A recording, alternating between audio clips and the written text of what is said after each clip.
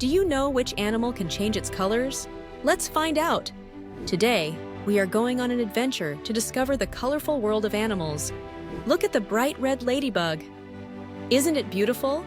Ladybugs have shiny red shells with black spots that make them stand out. Next, we see a shiny green frog.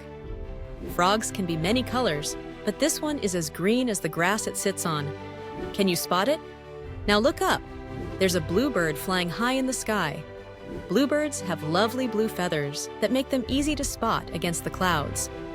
And here comes a yellow butterfly.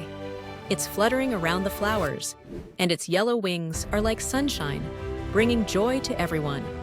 Oh, and can you see the orange tiger? Tigers have bright orange fur with black stripes, helping them hide in tall grass while they play. Finally, let's meet the color-changing chameleon.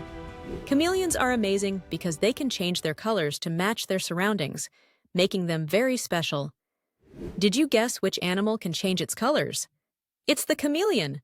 What a fantastic world of colors we have explored today.